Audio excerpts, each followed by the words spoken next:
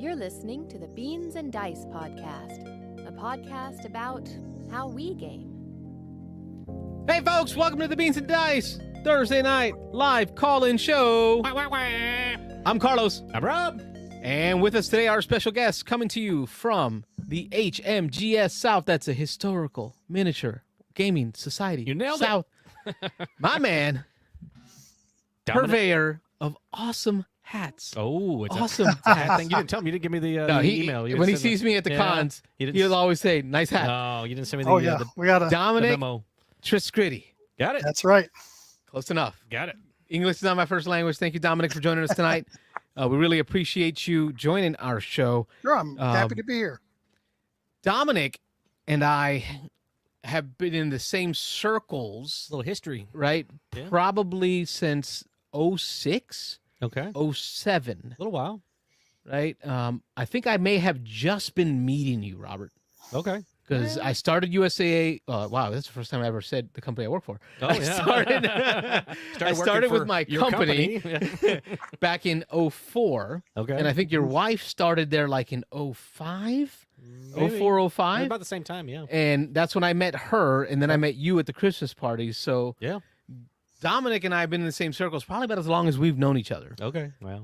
And I get around. I love conventions. Yeah, a little bit. like Sounds a community bicycle. But I know the historical miniature gaming society because of their convention called Recon.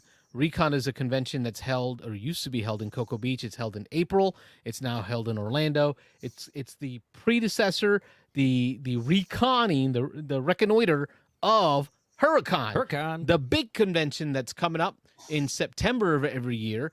Hurricon has always been held, for the most part, I believe, always been held in Orlando. It's Right. the bigger convention. It's the main one. And this is what brought Dominick onto the show today because Hurricon is coming up this September 21st to the 24th? 24th. Yep. Yep, 21st to the 24th. So it's coming up Thursday, next month. Sunday. Thursday, Friday, Saturday, Sunday. Yep. So that's what's brought Dominick on board to join us as our guest for the evening. As always, we keep the phone lines closed till about 9:20 while we enjoy some conversation, pump the primer, Sure. all that stuff, and have some conversation with our guests. So what we're going to do is let Dominick kick us off. Sure. by There's a funny story establishing- about the names of the cons. So, Oh, that's Okay. going to be great. Oh, yeah. Hit us up so with an the old names. timer told me, so I don't know if this is true. Go for it. What I was told was they were going to do a show because they had affiliated with HMGS. HMGS is the nationwide historical miniature gaming society. Our group is just the South group. So we pretty much cover Florida and that. So when they had gotten into HMGS, they had to do a show to show that they were part of the group. So they hurried up and did a show in September, or Hurricon. Somebody said, let's call it that. And that was a lot of fun. Let's do it again in the spring. So they reconned or did a recon in the spring. The name Okay. stuck. Now there's a lot of ways. I think it's like a lot of the ghost stories you hear on those ghost tours. Yeah, maybe it's true, maybe it's not, but it's certainly interesting. Well, it stuck, and it stuck with me, and it made it easy to remember. Yep. The pair because the recon comes before the actual event. Sure. The main Yep. event is the Hurricon. Okay. Recon is ma- the end of April, and Hurricon is end of September. Our website is hmgs-south.com. You can always find all the shows there. Okay. And of course, you can find the Hurricon registration there. Registration is still open. Yep, and But that's why let's- we're here is to tell you Yeah. folks more about that. But before we do that, I want Dominick to establish his gamer cred. Gamer cred. Just like any expert brought to testify, you need to establish the credentials that make them the expert in their field. So, Dominick, the main question we have for you is, are you now or have you ever been a gamer? I'm afraid so. I freely admit it. I am powerless to stop gaming. It's a At my house with my wife and I, we are constantly playing games. We often will be playing different games, online games, board games. Sometimes we'll go around Pokemoning if there's nothing else to do, Okay. and we'll have a good time doing it. So yeah, I've been doing it for a long time. I think my first gaming experiences were way back when I was a little kid. During recesses, somebody had brought a big stack of different games, and my cousin Louie and I would play it. We had no idea what the rules are, so we just kind of made them up, and there was a little hex map to push things around. I couldn't even tell you what the titles were, but I remember that as a kid, and we'd play chess kind of the wrong way and stuff. But it was kind of a big gaming thing for us. But yeah, I started really doing a lot of miniature gaming. Probably in high school, just a couple of years ago. Just a few years back. Yeah, just a couple of years. We got the test results in, and that says that was a lie. My mother was going to buy me a birthday present, and I had built almost every model rocket in the hobby store. And one day, the owner says, he might like this because he likes games, and he handed her a blue box for D&D. And that started me on my D&D obsession. It was later in the thing, like 77 or so, and I was 16 or so, and me and the neighborhood kids would just play D&D. I played all through college. I played all through my adult life, pretty much D&D. Or now I play a lot more Pathfinder because Pathfinder's got a lot more options, and I enjoy it. I have a great time with it. Still getting Pathfinder in today. I'm still getting a lot of Pathfinder in. Oh yeah, I do or help organize some Pathfinder too, and we will have Pathfinder and Starfinder at Hurricon. Plug away. Okay. Which Pathfinder is, or Starfinder is Starpath. Pathfinder in space. No, it's a little more than that actually. It's Paizo, right? Same company. Paizo produces Starfinder. 3.5-ish. Right. Right. When I say 3.5, I mean rule set for D&D. Yeah, the Pathfinder went through a change recently. It's become a 2.0. So now we have a 3-action economy, and there's a lot of changes to the base rule set. And they just announced this past Gen Con that Starfinder is going to update their rule set, and it's going to be more in line with Pathfinder.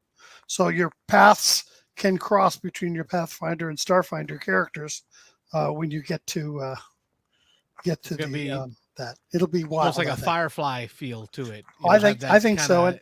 Older feel in space. Yep. And so we have games there for Pathfinder. It's Pathfinder Society, which is a ongoing campaign, which is kind of nice. I've been involved in that campaign probably since its inception.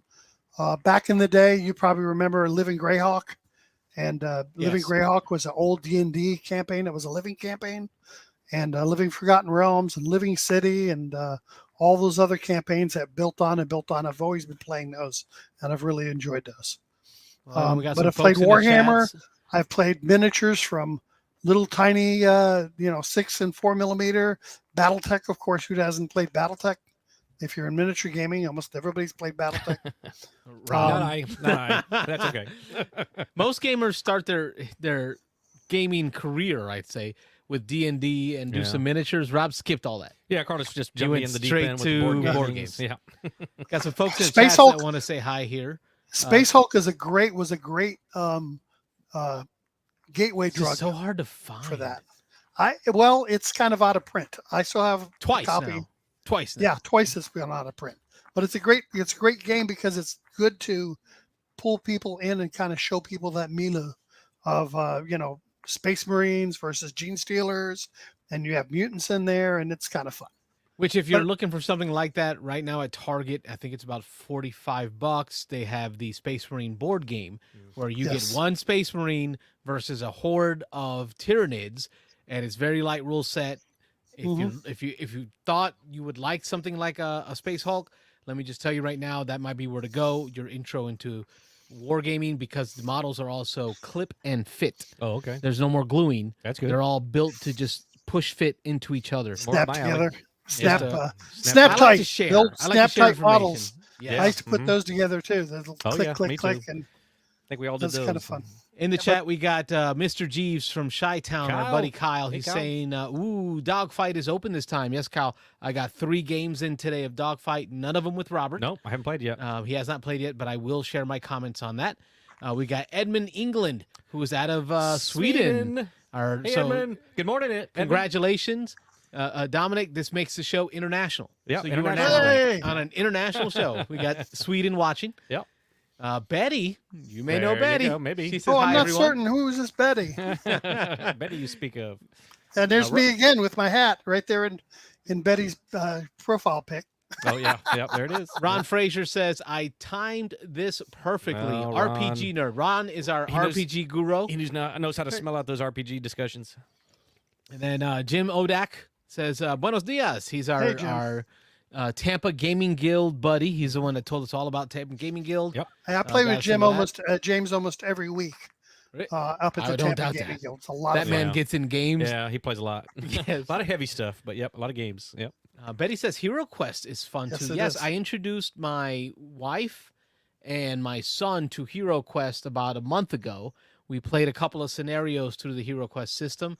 That I told Robert because I played it with Robert, We played it originally, and we were like, yeah. this is okay. It was okay. Yeah. But then I played it with my wife and my kid, and I'm like, man, I had a great time. really, So I guess it matters on who you play with. You know, when you got a 12-year-old, he's having a blast, just Yeah. like, chopping and slashing and hacking. Oh, it's a great hack and slash game, and we've got, I think we have 2 or 3 copies of it here. We have the old original and the Jeez. newer ones. gotta get them all. Betty says Yeah, 30 catch 'em years married. Yeah, Yep, she's like, that's who she okay. is. We've been married for 30 years, but it feels like 40. Yeah. She loves that joke. Sam, Don't get me in Samantha. trouble. Samantha says hello. Hey, So you got folks in the chat listening to talk. So you talked a little bit about what got you into gaming. We got Matt Harris saying, "What's up, boys?" Hello, Matt Harris. Hey. We talked about what got you into gaming. A little bit about what you played in modern times. What are some of your favorite games right now? So if Dominic showed up at Studio B here with the Yeah. not sponsored Game Toppers table. Oh yeah, yeah. If you got to pick our game for the night, what would game it would be you put on the our table? Yeah. were you playing a board? Well, see, and here's the problem with me. It's my is there's answer. so Okay, many I'm different with this types guy. of games. You want a board game, you want an Yeah. RPG, you want a miniature game, you want an out of the box miniature game or a board game, like that. Yeah, Betty says, "I knows. knew you were going to say that." Yeah. And Yeah. that's what my wife says. If I ask you each day, every day will be a different game. And I said, well, it Yeah, depends it on how I'm is. feeling, depends on who I'm with, Yeah. depends on how much time we have. Oh yeah. So if we were getting together tonight between 9, gaming between like 9 and midnight, So we got 2 hours to put a game what on the game table. are we throwing on the 2 table? hours we can throw on the 3 table. hours. 2 to I 3 might hours. I might throw one of the Command and Colors games because that fits right on the Ah, table. All right. Both of us are fans of that. I've got a copy over here of Achievements are Tricorn from the But yeah, I like playing a lot of Command and Colors games. I've got Liberty or Death, which is a Command and Color Revolutionary War. I like that Revolutionary War because you shoot a gun and then you run up to people and poke them with a bayonet, and that's how you had to fight because it took too long to reload. Yeah. It's I don't almost know, like though. You said War of the Austrian Tricorn. Succession was the same way. You'd shoot muskets and people would charge in with bayonets, and they still use pikes. I got to kinda fun. question you on the Tricorn, though. Did you really think that Tricorn. was the better of the series? Well, there's a lot of them. And I won't Yeah, even say there's a lot series of because things. there are different companies that do it. That's the Compass game version. Yes, Compass did that. Days of Wonder has the Memoir series. GMT has I the like the Memoir Ancients, the series. Napoleonics, and the Medieval. So GMT is doing a lot of I them. have the Jacobite set too for Tricorn. That's Compass I games, like- I think, as well. Yeah, that's Compass games as well, and I like it. And of course, Richard Borg Yeah. is the author of the Autographed games. every one of my always, games. He's always at Hurricon and Recon. He's always autographing people's games. He's the nicest guy in gaming. I mean, Yeah. I'll set up a table of some game in that series. I remember I was doing Red Alert with some guys who wanted to learn Red Alert. I go, yeah, I've got a copy here. I laid it out on the table, hit the table. I didn't even play. I was just running for them. And Richard goes, oh, you're playing Red Alert. Yeah, I'm just showing these guys how to play. And he goes, oh, good. And he goes plump, plump, and puts down a whole pack of the dice. I mean, he didn't have to do that, Oh, yeah. but he Nice. throws both the new players some dice. He's given me like medals and stuff, like the medals he prints up for the tournaments. Like I said, he's been a great supporter of his fans, and I really enjoy playing those games. And they're nice. And the other reason is because you said you only had 2 hours. So I know I can play a Tricorn game and get it. You know most what? of the Those games do together end in that. early. The Tricorn do. series, Robert, you've played yeah, some of they're these with shorter. me, Oh, yeah. right? And they're all a little different. They all play a little different. The Tricorn series focuses on morale. right? Okay. Because during the Revolutionary War, it was all about holding Breaking the ranks. morale, yeah. Yes, if you could break their morale, they'd run away. You got them. Yep. And I played it with Lonnie Kitchen. Okay. I played a few games with Lonnie at Armada Games. Sure. Yeah. And our games were so fast because you would just lose. In the normal games, right? You might retreat a space for every flag, right? Right. No, in Tricorn, for every flag, you retreat your full movement. Yeah, you run. Yes, yeah, they run. So you're getting off the board pretty quick, whether you want to or not. Your units are gone. Yeah. They're giddy up and gone. Yep. And talking to Richard Borg, you probably appreciate that. I know a lot of people say dice hate them and they don't like dice games because they just don't roll dice well. Well, I have the distinction, at least that we've heard verbally, that Richard Borg said I rolled the worst dice he had ever seen in his life. So I can attest to this Yes, he because was there. every time we see Richard Borg at Dice Tower, he remembers. He remembers. Yes, you with You're the guy dice with rolls. the dice. So I don't tend to like dice games, although I do like some Command and Colors. That's a fun system. Well, the trick to it is more dice. Mm. So because be it. Yep. it's kind of spreads that bell curve out a little bit. Yeah, he said I strategically put everything where it was supposed to be. I just No, couldn't I roll was dice. I was Just the didn't cheat. have the handed dice. me the Sometimes cards. that I was happens. running my section. Yeah. Yep. We were playing. We didn't know it at the time, but it was some play testing for Medieval. Yeah. So the Medieval, he had a whole Medieval setup, and we didn't realize GMT was picking it up, and he was just kind of play testing some of the scenarios. So we were doing some epic Medieval. Yep. We didn't know it at the time, but man, we had an 8-player. awesome plan. Yep. And his dice ruined it for us. Oh yeah, completely. 8-player 4-on-4. It was good times, but except for the dice rolls. And that's and really I'll- that's like the grand strategy. You're commanding companies, you're commanding larger units. Skirmish games, that would be another thing I would probably pick up for a couple hours. I know I mentioned to you off the air, we talked about Blood and Steel and Blood and Valor from Firelock Games. They're going to be at the show. Firelock Games And Mike is the Mike Tunes, yeah. Tunes is the founder of Blood and Plunder. I believe he's got an education in history because I watched a lot of his videos. Oh, yes. He's got And an their games education are in all history. very, very historically accurate. And I remember Yes. talking to him, and he's like, I'm talking about the units and stuff. He goes, oh, yeah, well, and he's talking about the historical basis for the units. So I don't think anything's going to hit the table for him for an expansion that is not going to be historically accurate and true to the period that they're in. And that's why they spread out to so many periods. Thanks to Mike, he had also talked about some of the historical books, history books, Yeah. and nonfiction books that he read Yes. to help him with like Oak and Iron, which is their Age of Sail ship Yes. battling game. Yep. I think you may have seen me play Oh it. yeah, I've seen it. Yeah. I've read some nonfiction because of his recommendation on pirate tactics for warfare. So it goes deeper than just playing the game. You get a little bit of history. You learn a little bit. no. So Mike's got some great stuff going there with Firelock Games. Yeah. Scurvy Blood and Dice, Steel Blood is, and Steel, Blood and Plunder, Victorian Blood and Age Valor. combat. Blood and Valor is the World War One, and Blood and Crowns is going through a Kickstarter now. I'm on the Kickstarter, so I better disclose that I'm on the Kickstarter. So Oh sure. if we really get those stretch goals going, it'll be a nice set. But Yeah. Blood and Crowns is 100 Years' War, which is the period of war between France and England, where they pretty much fought through France, tore up France. That's where you had Joan of Arc. I can't shut Rob up about that period. That's Oh, his yeah. one of his favorite periods in It's history. it's wonderful. Asian court, all those things that happened during the 100 Years' War, all those knights and archers and all that thing, those things that happened would be exactly what Blood and Crowns is going to recreate. And like I said, with Mike there, it's, there's going to be some really nice historically accurate scenarios. Because a lot of times in wargaming, we kind of put the units down, and it isn't always exactly, the Germans really didn't fight the Japanese, but in bolt action, you might have that happen. But in most of the Firelock games, their scenarios are just so spot on. It's incredible. The miniatures are always so nice. Nice. I'm going to open up the phone lines now. 813-618-7099 is, phone line is the number. The line. Yep.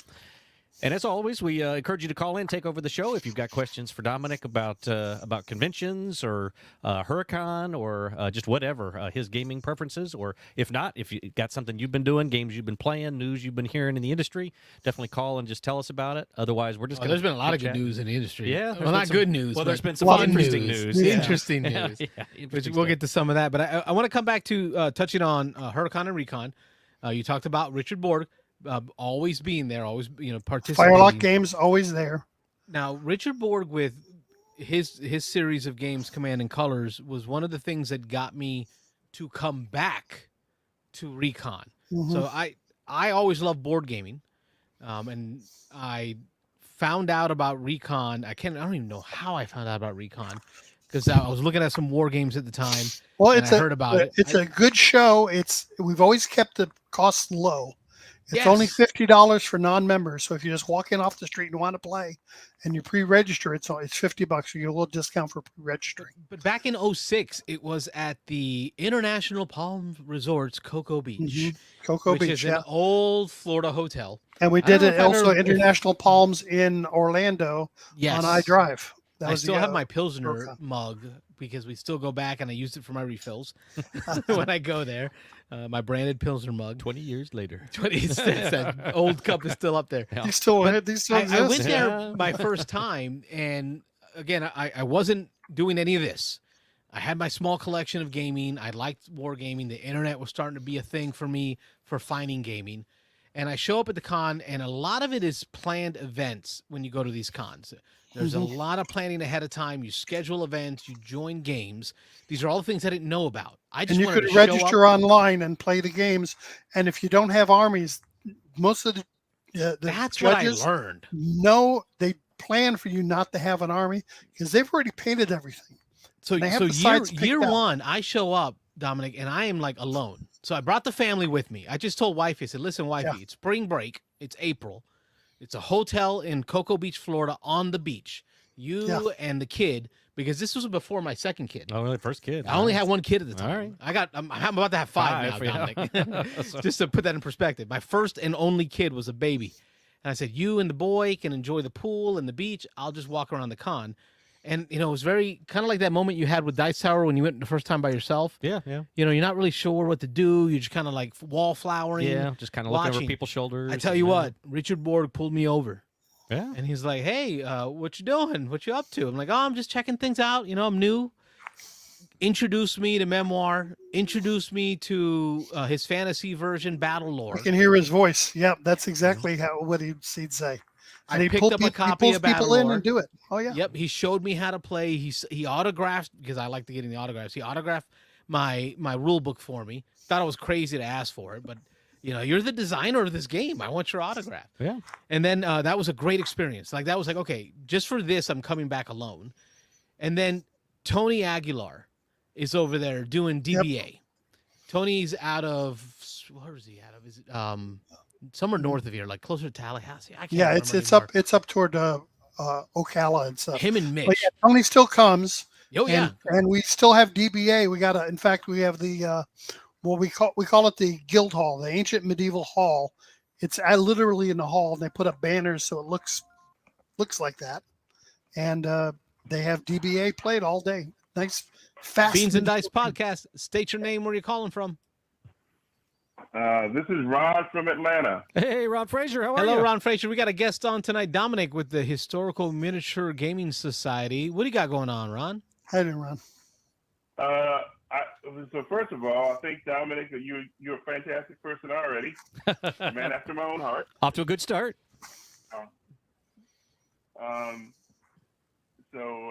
Yeah, I think it's cool. Looks like your convention is there in that third weekend of September or whatever that. That's date right. is. Third week. It's the third weekend of September. Yeah. So I'm actually working with one of my local game stores that weekend to schedule something Lord of the Rings themed because September 22nd, which is a Friday, is Frodo and Bilbo's birthday Oh, by Middle-earth Canon.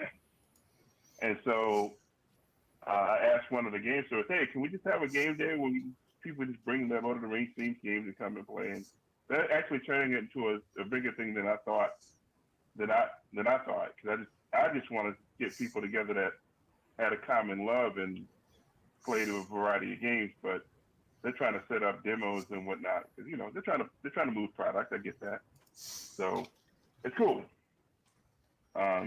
Sounds like your third Otherwise, weekend in September is booked up and ready. Yeah. Yeah. But speaking of convention gaming, you guys know I'm in Atlanta, and Dragon Con is It's right now. this weekend. It could be 80,000 people. Oh yeah. Yeah, exactly. Right now. Our third host, Wayne, is not with us tonight because I think he traveled up today. didn't he? he traveled up today to head up to Dragon Con. Yep.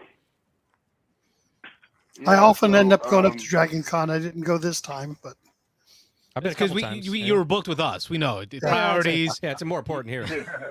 well, I got a phone. I can go anywhere.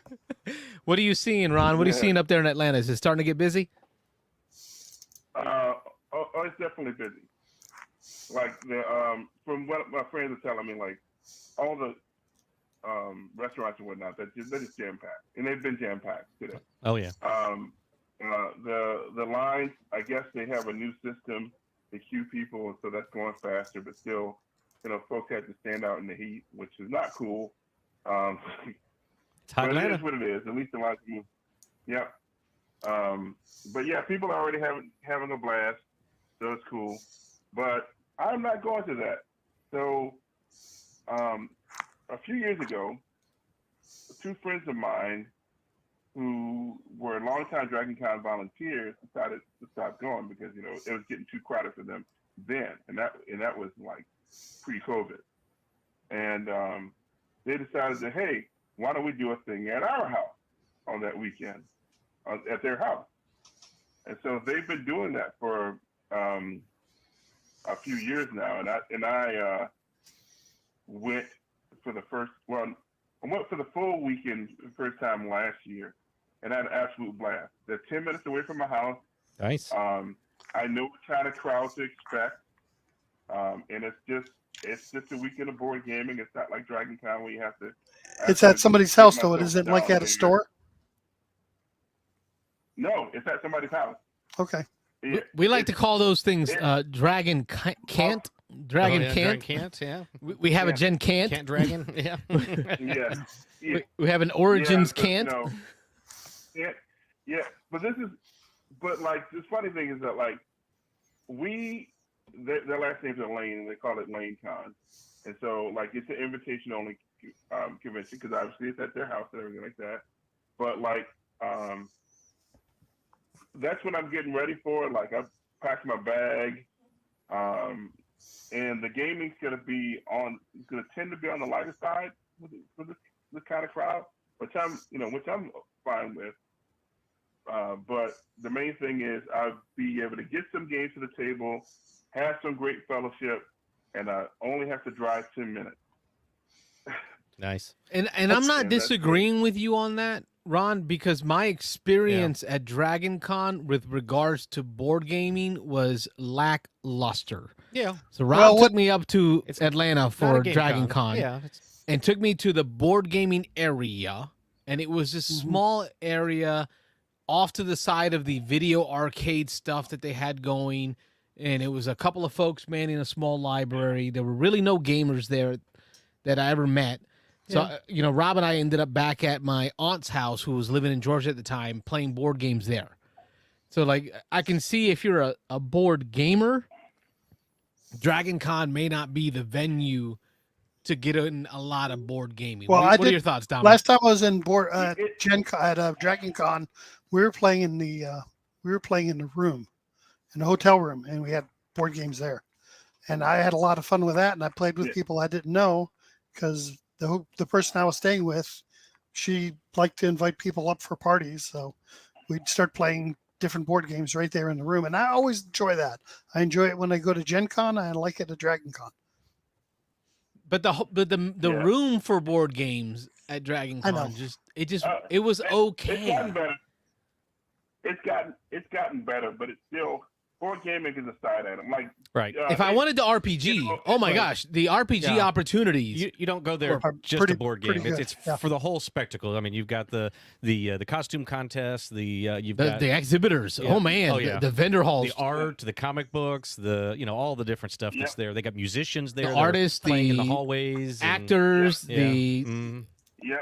Yeah, I mean it's an experience to geek out kind of for all that nerdy stuff. And So- the food. Oh yeah, food. Yeah, That was a food lot. good. We had a lot of good food.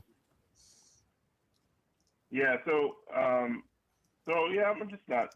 It just isn't worth the experience. I might go next year. We'll see, but definitely not this year. But I am excited about getting my chance to game the whole holiday weekend.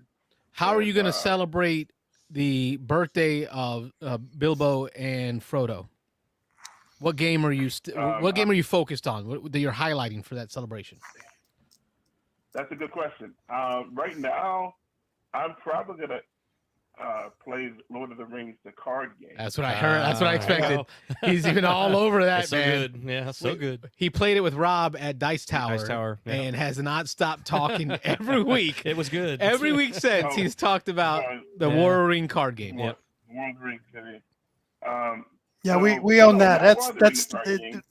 with the iPad that version, the Journeys. That's the That's, Journeys. that's the journeys. Yeah. Yeah. Robert and I That's what- actually, yeah. Robert, Journeys to we Middle-earth, yeah. finished that Oh, we did. at Dragon Oh, Con. was that a Dragon Con? Yes, I we can't finished remember. that and now in you the gotta lobby at get the Dragon Con. DLP, and you Yeah. can extend and play some more. Yep. No, So we do CMON have Expo. also Lord of the CMON Rings Expo, that was it. miniatures. There's a guy that always brings his Lord of the Rings miniature set. The Warhammer and- edition. No, it'd be the I think it was not Warhammer. Games Fantasy Workshop Flight. publishes. Game Workshop publishes the Lord of the Rings miniatures game. Or are you way talking about back the when. miniatures that come along? The new one that just came out in the past couple of years. There's a Lord of the Rings set. There's a That's, there's a new one. There it is. who's the publisher? for Publisher. I think Games Workshop is the publisher of that one. They too. read the new edition. There's a new edition. Yeah. I used to have the box set, the original box set with the Mines of Moria. It's in the Mm-hmm. garage somewhere with the goblins and the that? troll. Oh, it is Games Workshop. Man. Still, the minis look really great, and people are really That was always Enjoy a it. great skirmish rule system. You're talking about Dominic. Yeah. You're talking earlier about playing skirmish games. The Games Workshop Lord of the Rings miniatures game is a great skirmish system. Ron, have you played that? I know you're not into minis, but it's Lord of the Rings, and you love no. anything Tolkien. I have not. I can't buy everything. Everything. Why not? Can't do it all. hold on. Let me hook you, reel you in. Here we go. Dominic's going to sell you on it. We got a squad of hobbits with their little slings calling to you. Don't you want to push them across the table? I have a player in my One Ring RPG group that would love that. Speaking of which, so the One Ring, yeah. So we're on the topic of Tolkien. The One Ring RPG, which is published by Free League Publishing, they're having a Kickstarter for the Moria expansion, and like I was on that like when I write. But aren't they Yeah, I also wanted to putting fill out out a PDF with the 5th edition rules? I think I was Yeah, I was they're doing- watching the Gaming Gang podcast or live stream this week, and they were talking about that they're going to have a PDF of the 5th edition rules for that as well. They're doing more than just a PDF. Like they're doing the physical and digital support. They call it the Lord of the Rings, the role playing game, and it's a 5th edition. It's a 5th edition spiritual port of like the One Ring. It's using So, the and it Creative looks Commons pretty good. version of 5th edition. Yeah. So I actually got the book for the base game only because I had to have it just for my collection. But I actually play the One Ring 2nd edition when I do my Lord of the Rings role playing now. But they're gonna do a physical book for both the Lord of the Rings role playing game and the One Ring, both the regular version hardback and if you want a deluxe version hardback. Right. Which I'm springing for the deluxe version. Yeah, the book covers So- look gorgeous. Yeah. People love real books. Yeah. I like Yeah. having both. Yeah. I really like the PDFs because no matter how many PDFs I put on my iPad, never gets any heavier. I have to buy both. Any book Yeah, that I buy, often do. I have to buy the PDF to go with it because like you said, Dominic, everyone wants the book. Yes, I want it on my shelf, but for reading purposes, it's just easier to put it on my tablet. So when I go to conventions, because I do a lot of cons, I also No, there's really? sometimes there's pocket editions of the books. Paizo loves to make the pocket editions of the rule Yeah, books. Warlord loves to do that. Yeah, Like and all their it's starter nice. sets come with the pocket editions. And the pocket edition's handy. All right, back to Ron. He's the caller. He's hosting the show. So, just one little final topic that the Dice Tower did a live top 10, their top 10 favorite designers, and Tom made a clear distinction between favorite and best designers, which I agree with him with, because that's firmly in their realm of their own personal opinion, right? Sure. And it just got me thinking once again about I think the great workman Phil Walker Harding. Praise be.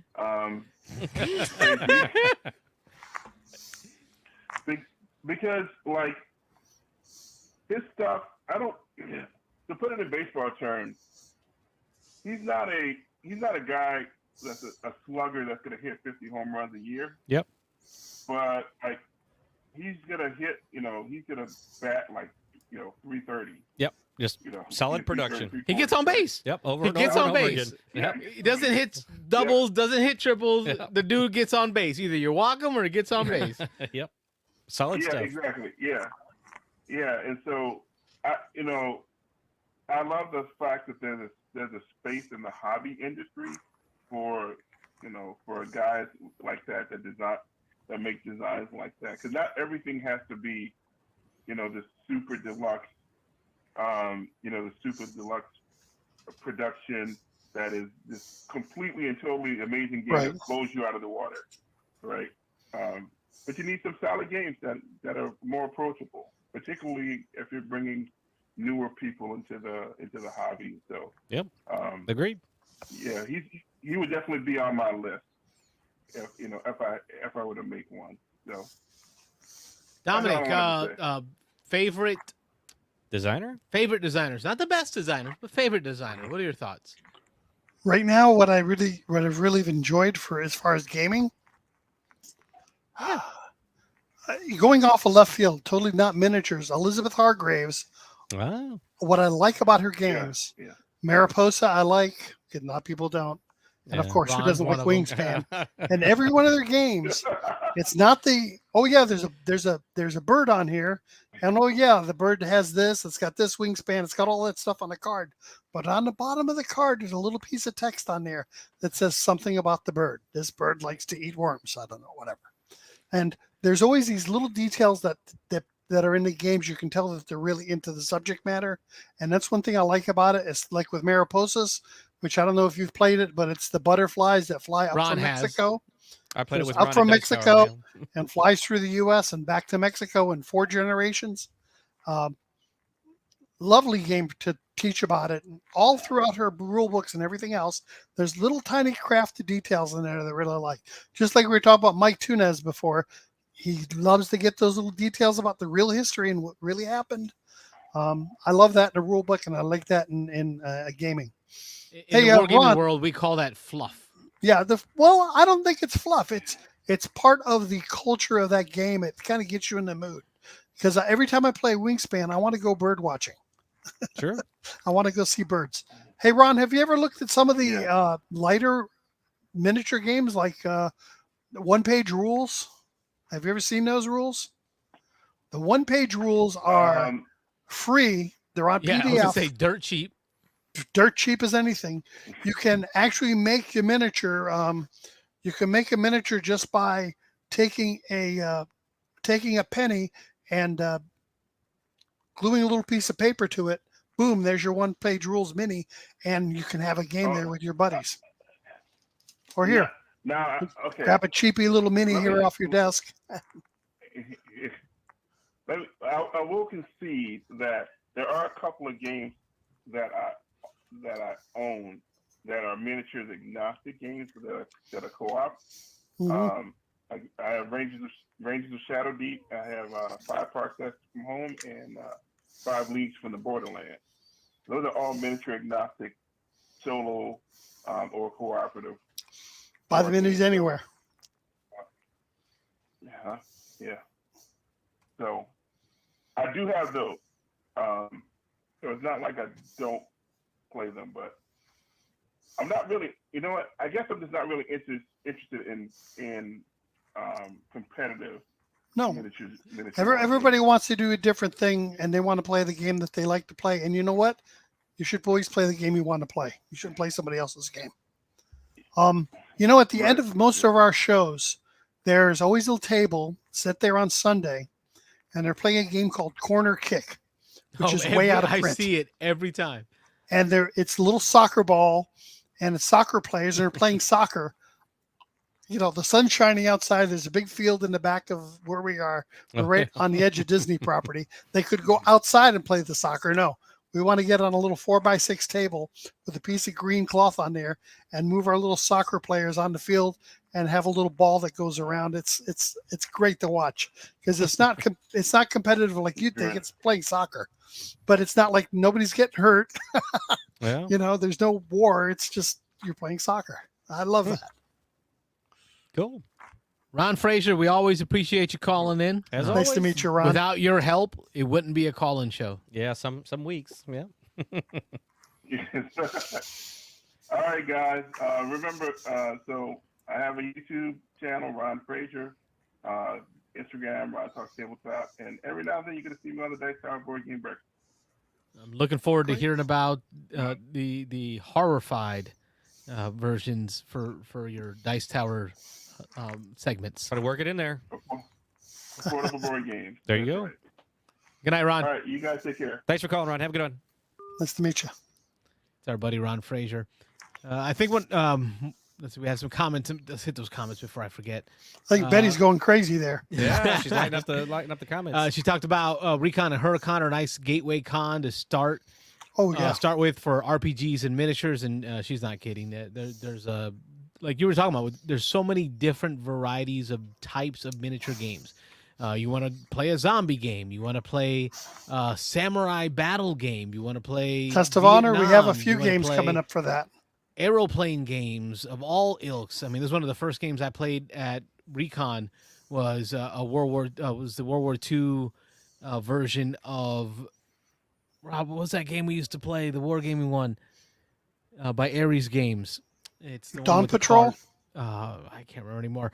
But There's a lot of airplane games. A lot of different variety of games. Yeah. Anything you want to get into, they got it there.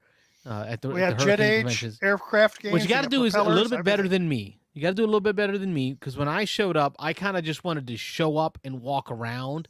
Sure. And I was thinking, okay, I'll just get into whatever game I can get into, not knowing that the best way to do it is to plan ahead, to book into events. So about an hour or tournaments. Two before every slot, about an hour or two before the slot starts, we will open up a book. It'll be a 3-ring binder, and we pull out the next slot's games and we lay them on the table right by registration, so people could run over and put their names on it and sign up. There's always gaps on there. There's plenty of things to play, whatever your tastes are. We have, like I mentioned, all kinds of airplane games, Jet Age, things like that. We have Often Cruel Seas. We have ship-to-ship combat games. We have board games. I know that Root is going to be played. Root is a war game. Okay. It's controversy. It is indeed a war game. It is disguised as a cute little game with animals, but it's an asymmetric war game, and you are doing it insurgency if you're playing the base game, and you can mix a lot of things into it. But holy cow, that'll be there at the game. I was walking around looking lost. I'm walking around looking lost, and Tony Aguilar looks at me, and Tony's Latino too. So he looks at me and goes, "What are you doing? Do you want to learn?" And I'm like, "I'm just kind of watching." He goes, "I'll be glad to teach." So I sat down, and DBA, Debilis Antiquitatis. See, I keep saying DBA. I don't know what y'all are talking about. DBA Antiquitatis. It's a fast play Middle Ages war game. Okay. Played with little tiny, I think they're 6mm or 4mm miniatures. So your little knights and your little soldiers are little tiny guys. Hey, correct me whichever the scale is. If somebody's on Carlos is I think checking 15 some, millimeters. Is it? No, I don't think it's 15. I think it's smaller. You might have the rule set there. That'll be He's great. pulling some out right now. So yeah. Yeah, but I got the rule set here. It's very 3.0. popular. We always have 2 or 3 tournaments during the weekend, and they have their own little place. There it is, DBA. So he sits me down, and I don't own a thing. No, he's got armies for everybody. And he sits me down with his fully painted army on that 2x2 board, and says, "All right, let's walk you through this." So he teaches me the game, and end of that 30, 45 minutes of kind of learning the basics. He goes, "All right, in about 30 minutes, we're starting a tournament. I'm setting you up." And I'm like, "Whoa, whoa, bro, Slow down. I just Play got the tournament, here." man. And he's like, no, just play, have fun, see what happens. And I did it. And man, it was like a precursor to X-Wing. Oh yeah. It was such a fast 30, 40-minute games per round. We did, I think, like 3 or 4 rounds. I got to meet a bunch of different people that were at the con. So I got to learn names, learn folks. And then from that moment on, the rest of the con was a breeze because I had already met 10 guys. Hello, We all group. took pictures Yeah. together. He At gave the out end of the trophies and And awards. if every tournament they do a picture all together, and somebody get the winner. And I'm still seeing these same guys from 2006 Right. when I last went a couple years ago.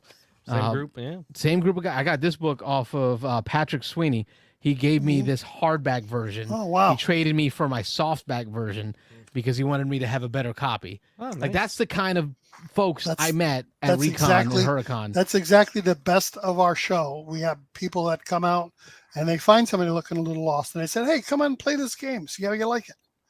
And I we've bought 4 armies. I think that Mhm. 2 armies that weekend. So how and much did the total of army 4 cost you? armies now? Oh, geez, I think I spent like $30 or $40 in total. Oh yeah, for and you got piecing one together- miniature for $30 or $40, right? in most games. Yeah, these but are for all this game, tiny you get the little whole things. army for that. Oh yeah. And you're Yeah, only looking that's- at like 12 stands, right? So 12-ish stands Yeah. of minis, and there's about 4 to 5 minis per stand. So painting it was a breeze. I got my gladiators, I got my samurais painted. I introduced it to William. I introduced it to Max. I think he bought some as well. So I mean, but that all comes from the kind of people I met at Hurricon and Recon. And there's a flea market on Saturday, and you don't even have to pay retail. The Saturday flea market, everyone comes and they empty out their cabinets of stuff. We've done it plenty of times. You bring your stuff, you put it on the table, and you just wheel and deal to sell them. And you don't want to go home. The trick is, if you're selling, don't go home with anything. Just sell Oh it. yeah. And I've sold old Warhammer stuff. I sold all kinds of my old stuff that I don't play, gently used, just like at other board game shows. Except for this, it's miniatures. I'll buy some tanks. I'll buy some men. I'll buy some. Hey, look at that set piece. It looks like a gas station. I bought a gas station last time because they didn't have one. That's all. Let's talk a little bit is about the great right exhibitors there. there, because one of the cool yeah. things, if you're like me and you like the idea of a beautiful table, but you have sausage fingers when it comes to arts and crafts, you know that you're not going to be able to make your own stuff. The convention is great because of the type of exhibitors that are there.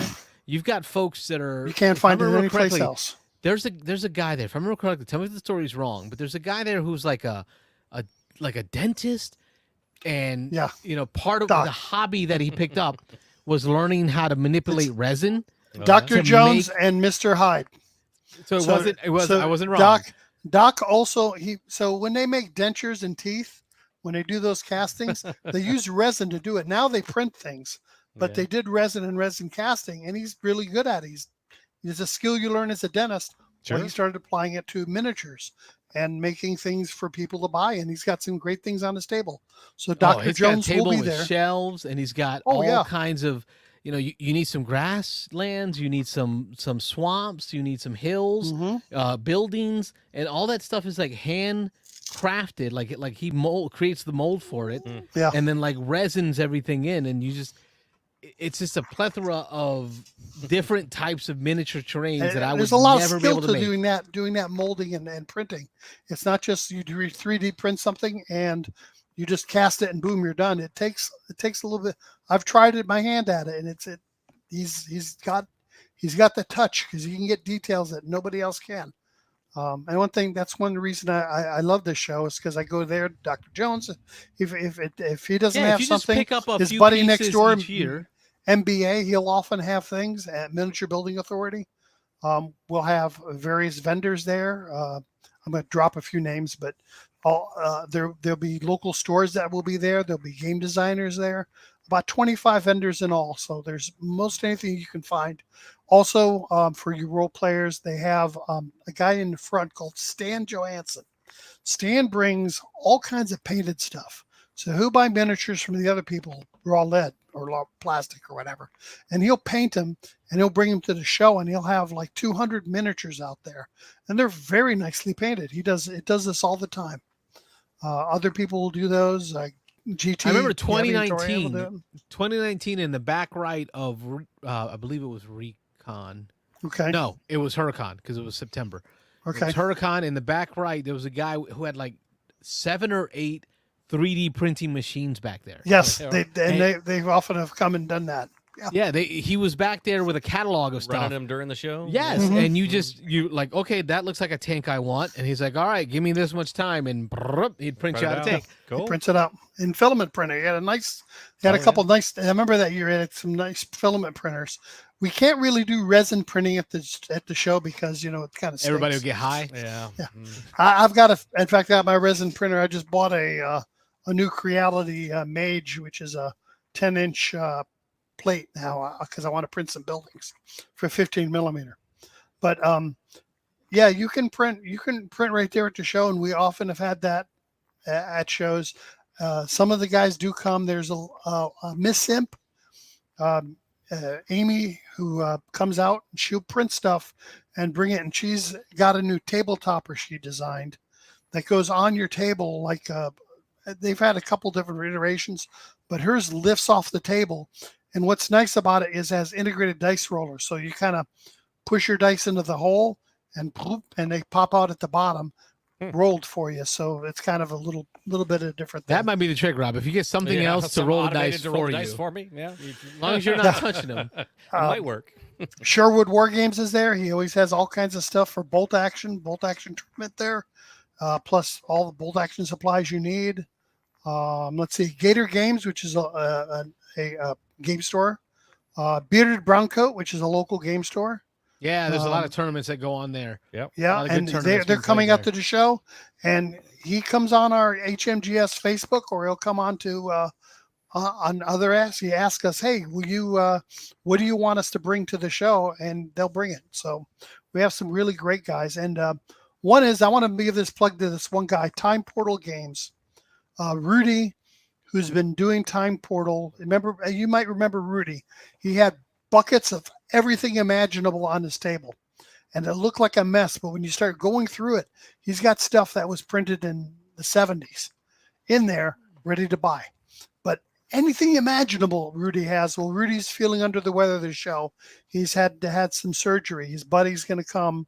We're going to have a big card for him to sign. But there's things you can't get anywhere else at Hurricon and Recon that always going to be offered here. And we often we talk to our vendors, we screen vendors, and I think we have some of the best different things. It's not like you're going to go to our show and you're going to find 30 different vendors that are all selling Funko Pops. Oops.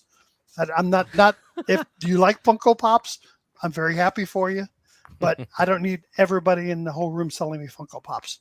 And let's talk about some of this tough stuff though with the cons, because one of the things that I recognized and I acknowledge each time I go to one of the HMGS conventions is there's usually a small table or a small remembrance of members, right? So we're dealing with a part of the hobby, miniature historical wargaming, that tends to be an older crowd, and each time I go, I see new faces and new names of folks that have passed away that year that we're recognizing, which is awesome to see. The fact that you're in a community that cares about you. Yeah. So we've lost one of our major members this past year, Bill Moreno. So Bill Moreno would come to the show, him and his wife and his family, because it's often a family affair, and he would set up wonderful tables. Holy cow, one year we gave him a room, and he filled this room up with the Battle of Vicksburg. And I'm not talking about, oh, yeah, we did a little thing on Vicksburg there. No, he had the Mississippi River on this table with Vicksburg and all the swamp and everything around it all set up. And he did a riverboat battle for one slot. He did a battle on skirmishes at the different areas around Vicksburg, another slot. Another one was the main attack by Grant. Another one was Sherman's failed attack. And all these things are exactly historical, but it was such a beautiful thing to see with when he set it up. Well, Bill is no longer with us. Cancer sucks. And, but we finally remembered for the fun times we've had. It was great to see the acknowledgement of the folks that we did lose, right? The fact that, and that's what I'm trying to build with our group, our Beans and Dice, is we're building more than just talking about games. We're building friendships. We're building relationships with folks, and you know, we're there for each other. But one of the tough questions that brings is, Dominic, what is HMGS doing in order to refill those ranks, to bring in new recruits into the group, right? Because I remember when I started going back in 06, I would have been 25 years old. It would have been on the younger side. And I was probably one of the youngest dudes there. Yeah. You know, of course, some people had brought kids and whatnot, but I was in that younger range. You know, how are we bringing in the new generation? What's HMGS doing? So we have, you know, of course, families come. People bring their kids. The kids want to play. All my girls cut their teeth playing games with us and still play board games. You know, when we go out to go gaming at TGG or somewhere else, one of the daughters wants to come with us and play, and sure, she comes and plays. So it's just a matter of what we offer. We offer a spread of games, and people like to play a certain game, but we always encourage people to move it around. And especially with younger gamers, they will move from game to game to game. But there's no place else where you're going to find a huge bolt action tournament like we have with 20 players that are all playing bolt action and shooting at each other and having a great time. And that skews younger. Yes. We try to play bolt games. Action is a World War II miniatures war game. Yes. But the rule set leans way more to the lighter side. Okay. I would even say it's reminds me of like third or second, you know, fourth edition 40K, right? Like it kind of what you're doing when you're doing that is one thing I like about bolt action is everybody has these dice that are command markers. They all go in one bag. Oh, that's their coolest mechanism. Shake up the bag. So Rob, picture a bag full of you're the German. I always make you the German. I always play the Allies. Course, Right. So you've got a die. You got a die for each unit that you have on the board. Mm-hmm. That die has 6 faces with 6 different actions you can order that unit with. So every die you have for the units on the board, you throw in the bag. I throw my unit dice in the bag. We shuffle that bad boy up, and we draw from that bag. Whatever color that die is, you hand it to that player. That player gets to activate that unit. So and they put it down in the unit they want. Yep. In a round. I was going to ask if it was color-coded to certain units, but you just pick one of your units? In a round, we're each going to activate all our units, but we just don't know what order. Okay. So that's the fun part is you might get 4 or 5 pools of your stuff, so you get to do a nice offensive, which is great for you, right? Yeah, until I get my 4 or 5 pools. And you run out of steam. That's what I love about the game. That's the innovative mechanism of bolt action. Bolt action, yeah. Holy cow, it flips so fast, too, because of that. Yeah. One thing I like about that game system. But Volt Action skews younger. But people will play Volt Action and they'll come out and they'll play something else. They'll want to try something else. People like to play the board games, the historical board games. There you go, Band of Brothers set. Yep, Band of Brothers. I just assembled this not too long ago, Robert. Yeah. I was and it has trying the to trick you terrain to in play. there. Look, I got a little buggy. I know you talked about playing this at one time, yeah. Yes. Mm-hmm. It's a fun game. And Dominic is right. This game does, because of the lightness of the rules. Yeah. This game and the competitiveness. Most historical war games, as Rob can know, because I try to introduce Rob to a lot of historical games myself, are not balanced. They're historical, right? They're not going to be balanced, right? Bolt action is not that. Bolt action says, you know what? Screw that. Let's have fun. Okay. You get to balance your units against my units. There's a point system. It's fairly accurate in its balancing. Let's just have a nice competitive battle. And that's probably why bolt action skews so young, is it allows for just a fun match against your opponent, Sure. and not a historical recreation where I get my butt kicked every time because that's what happened Yeah. in the actual event. That's Well, no fun. Classically, you're imagining older retired gentlemen standing around a table, Yeah. and they're playing a miniature game, and it's like, hey, don't touch the miniatures, kid. Oh yeah. That's not our show. We're acutely aware that our like I'm not that old, but I'm closer to retirement than I am to the launch of my career. And listen, were you in Puerto Rico in the 80s? I'm still looking for my dad. Oh man, just put the knife in here. But anyway, I know that all of them share that same thing. Look, we talk about this all the time. We've got to attract younger kids. We got to attract younger people. So when a kid comes to the table, it's, oh yeah, here, we got a unit for you. Here you go. They'll play and let's show you how to do it. We usually print up a unit card that'll have all the rules on that for them. We want them to feel comfortable. We don't want someone to feel like, oh, we got you here so we can beat up on you. No, that's not it. We want you to have fun. There's some games that we just play that just lend itself to it.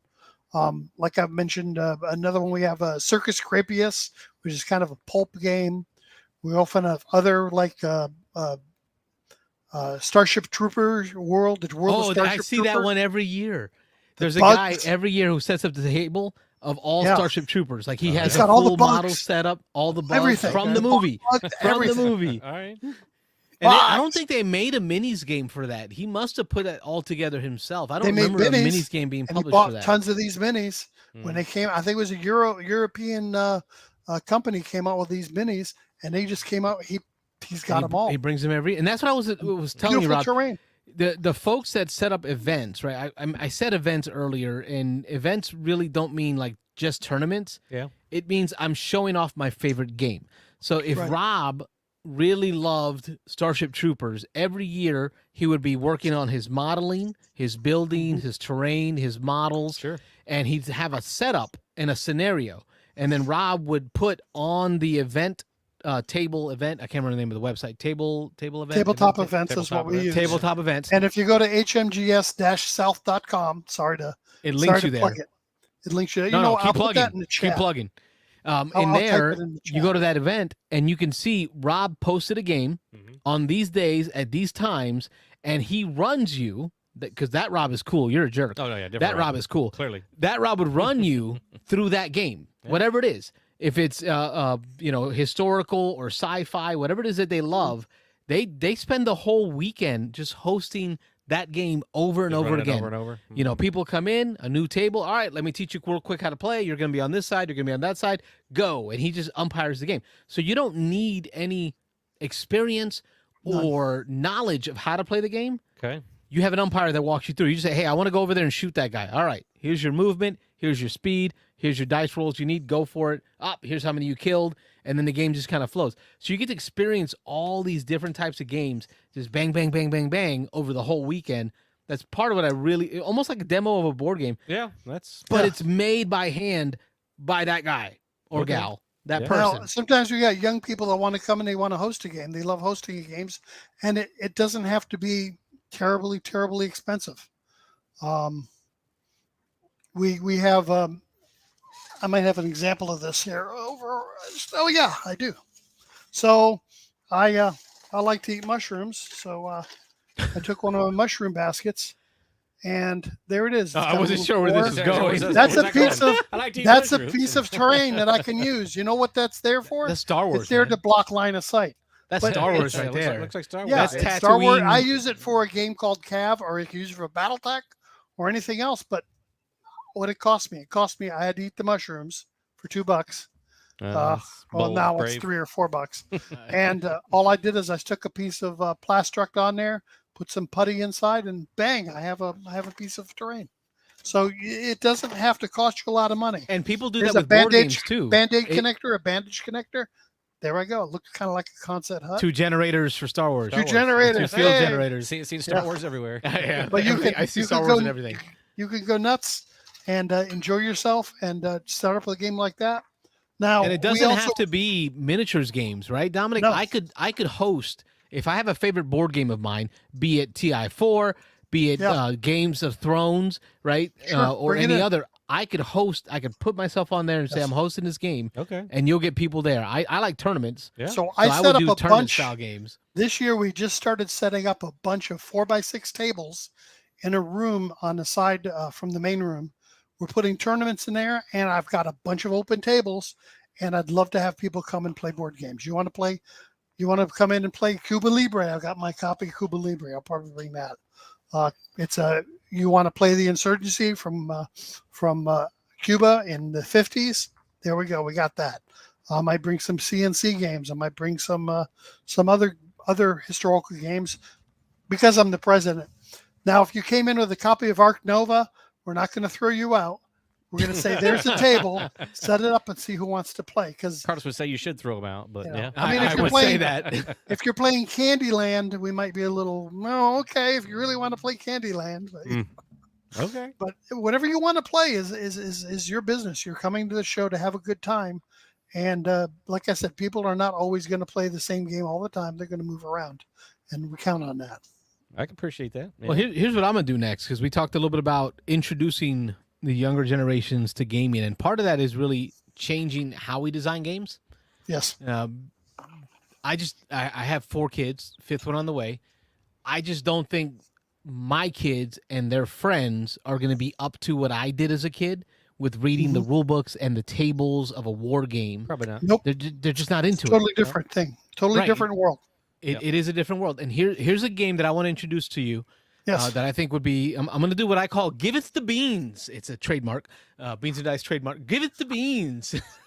When we Giveth the Beans, we talk about a game, and I talk about the beans, the BEANS of the games, the basics, enjoyment, aesthetics, negatives, and summary of the game. So I'm going to give you those for a little game called Dogfight, Rule the Skies in 20 minutes or less. Not by Palomari. Oh, it cuts me deep. When Ron said, "Who's your favorite board game designer?" Palomari I look at what do I own the most of? Richard Borg to begin with, that's number 1. Yeah. And then when I look at the rest of it, it's probably Palomari and Eric Lang are probably the most that I own designer wise from. Who published that game? This PSC Games, Plastic Soldier Plastic Company. Soldier Company. Yep. Right. So Plastic Soldier Company also did, and I'll put it up here in front. This is what got me into them. Originally started with Palomari's Blitzkrieg. Palomari also does it's got a lot of little war games. What's the one from Z-Man?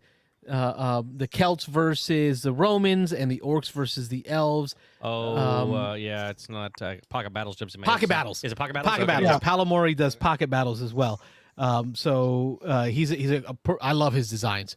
But Palomari started with Blitzkrieg. It was World War II in 20 minutes, and Maury Povich confirmed that was a lie because it's about 45 minutes. Yeah, it's longer than 20 It's minutes. thinkier. Yeah, It's definitely thinkier. 30 But it is minutes World War maybe. II, Yeah. and it's a chit-based pooling system where you're working on area control to control different theaters of war, and you're trying to win campaigns in each of those theaters in order to win the overall war. It's awesome. And the backside of the board, if you buy the recent version, has an alternate World War II history where the U.S. is being invaded by Germany and Japan. So you're kind of having to defend the U.S. from both sides. You got Godzilla. There's a Godzilla piece and everything. Yeah. Anyway, so then the second one that Palomari came out with through PSC was Caesar. Sees Rome in 20 minutes or less, and Maury Povich's test confirmed that was also a lie. a little bit. This one's closer to about 30 minutes. Maybe, yeah. It's a little bit shorter than Blitzkrieg is. Not as good, but well. Okay, so the reason Robert says not as good is because Blitzkrieg is probably the most complicated of the The series. thinkier, yeah. It is the thinkiest one, and I like it. Yeah. And then Caesar brings down the thinking a little bit, but it changes your decision space because it's not so much area control by controlling abstract campaigns in a theater. This is a map of Rome, of the Mediterranean, and you're literally trying to control different provinces by placing chits that you pull from a bag. And the chits are two-sided. I don't mean double-sided. I mean two-sided. The top of the chip has one left and right side. And you have to decide when you place it on a border which power you're going to apply to each of those provinces, because the top of the chip has maybe a 5, the bottom of the chip might have a 1. When you place that chip, you have to point one of these sides to each province. You got to decide Right. how much force am I inflicting on Italy, and then maybe behind me into the other nation state. So it's really cool. Like, it's very thinky. Yeah. Like, how are you going to do this? And then there's symbols, and then there's powers, but it is a little bit lighter than Blitzkrieg, and it's still not 20 minutes. Nope. So PSC Games came out with Dogfight, Rule of the Skies in 20 minutes or less, and this is not a lie. This is 10 minutes average for my plays of Dogfight, like 10 minutes. It's been amazing. This is a chit-based game again, so each player is going to get 2 bags. So the basics, each player is going to get 2 bags. A bag. I would say each gets 2. Each player gets a bag. Okay. You're going to get a stack of chips, and every plane is different. The red plane is different than the blue plane, and there are like 6 Right. other planes in here. Is it And like each maneuver chip- on each ship? Each ship has a speed that plane will move on this loop on the board. And as you draw 6 of these chips from your bag, you're going to hide them behind your blind, and you're each going to pick a chip to play that round. When you play that chip that round, you're going to move your plane that number of spaces on the board based on the chips that you drew. Each play or that you chose. Each player selects at the same time, reveals at the same time, moves planes at the same time. Then you're going to check to see if the chip that you played has any bang symbols, POW or starburst. So they're going to have starburst on it. For example, this speed 1 has 3 POWs, and if it hits the other plane, is doing 3 damage. This 2 only has 1 POW, and many of them have no POWs. So what you're going to do is move your planes at the same time. Then you look to see, do I have range on the plane in front of me? Meaning you have to be 1, 2, or 3 spaces behind that plane. So if you're close enough, you can fire on it. And you're always moving in this That's counterclockwise direction. And then if you have range, did you play a chip with POWs on it? If you did, then you check to see, do I have line of sight? Line of sight is done almost like Tannhauser, almost like Unmatched. Yep. It's done by color coding of the space. Every space has a color. If your space has a color on it that matches the color of the space that your opponent is, and they're in range, you get to hit them for the number of bangs that you played on that chip. So as an example, some of these spaces are blue, some of them are purple, some of them are brown. If I'm on a brown space that's only brown, I can only hit brown spaces. So if you're playing maybe in front of me, but if it's on a white space or a purple space, I cannot shoot it. But if we're on the same color, maybe I'm on a white and you're on a white, and I'm in range, and I played a POW on that chit, I'm doing damage to you. And then we pick from our blind behind us, because we started with 6. We're going to play 5, and we're going to keep selecting back and forth a speed and damages for each of those chips. And that's going to end the round once we've played 5. We do this for 3 rounds or until a plane is destroyed. Every plane has a number of hit points, and they are different. Every plane is different on the number of hit points. As an example, here is our blue plane. And you can see on the blue plane, they've got a number of hit points across the top. I believe that is 7, if I count that quickly. It's also going to tell you right below the number of damage counters at the top. It's going to tell you how many damage your plane is capable of doing in that POW symbol, which is 18 for this plane, and across 10 different chips. So there are 10 chips in this plane that do 18 damage. And then there's that bell curve distribution. The blue plane has 1 speed movement, 2 speed movement, 3 speed movement, 4 speed movement, 5 speed movement. And those POWs are, of those tokens, how many actually do damage. So you can kind of see that distribution. The red, you can see, is different. The red has kind of a slower thing going for it. It has 5 1-speed movements, and a lot of its damage is in that 1-speed zone. And then it kind of tails down. It doesn't go as fast as the blue plane, but it does more damage at the slower speeds. There are, I think, 7 different colors in this box that come in, and they're all different. Every plane is different.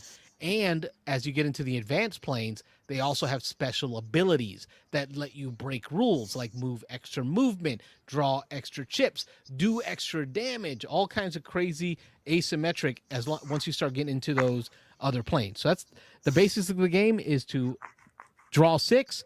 You're going to play 5 of them over a round. Do it again for up to 3 rounds total. At the end of 3 rounds, whoever has the most damage on them loses the game. Whoever, if you shoot them down before that, game ends immediately, and you are the winner. There's also that. advanced versions, which include spying, where one player has a mission where they need to get photographs of certain landmarks before the other player shoots them down. There's bombing runs you got to do before the other player shoots you down. There's all these advanced missions that come in the game. But it's so simple, and it's 10 to 15 minutes tops per game. So that's the basics. Enjoyment. What did I enjoy in the game? 10 to 15 minutes tops. Yeah. I will tell you, I love Caesar. I love Blitzkrieg. I think I like Caesar over Blitzkrieg because Wrong. of the speed of the game. Wrong. Rob likes Blitzkrieg because of the complexity of the game, but they all lied to me. Like I took these to the pub with Rob, and none of them were fast. Yeah, we call Dogfight these is beer and pretzel games. This is Yeah, great. there you go. Yeah. Dogfight is the kind of game that I can play at the pub with Rob, and we can just go over and over and over, and we can be like, "Oh, I'm taking the yellow plane this time. You can have the brown plane. Well, I'll take the white plane." And just kind of jump from game to game to game and get a lot of them back and forth. It had the feelings for me of kind of trying to decide what's that the Princess Bride thing where it's like, if I drink from this cup, I know the poison's in it, but I know that iocane, deadly iocane powder. Right. So it's like I'm okay, Sicilian. I know all about that. There you go. if I play a 2, I can shoot you as long as you don't move more than 3 spaces. But I know that you know. Yeah. Right. And I've seen you use this many of your 3s, and I'm not sure if you have any more 3s. So it's Robert, you and I played back in the day bottom of the 9th. Oh, yeah. You remember that one? Yeah. And they had that moments where we had to decide what am I swinging to? High and away, low and away, and then you're deciding what are you pitching to.